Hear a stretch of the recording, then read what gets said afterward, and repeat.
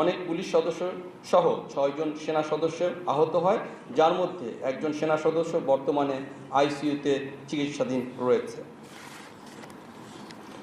মাদকের বিরুদ্ধে অভিযানে গত 1 মাসে সেনাবাহিনী খিলগাঁও, কাফরুল, কলাবাগান, নাখালপাড়া, যশোর, মুন্সিগঞ্জ, গাজীপুর, হবিগঞ্জ, ময়মনসিংহের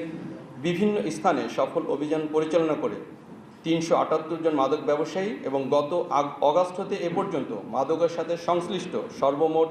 5,954 জনকে গ্রেপ্তার করেছে। চোরাচালান প্রতিরোধে সেনাবাহিনী গত 3, 6 ও 27 অগাস্ট সিলেট ও সুনামগঞ্জ জেলার বিভিন্ন স্থানে চোরা কারবারিদের বিরুদ্ধে অভিযান পরিচালনা করে 2,19,00,000 টাকার বিভিন্ন পণ্য জব্দ করে। হাসপাতাল এলাকায় দালাল চক্র দমনে গত 26 অগাস্ট মহাখালী ক্যান্সার হাসপাতালে অভিযান পরিচালনা করে জনসাধারণের নিকট বিভিন্ন অনিয়ম করে অতিরিক্ত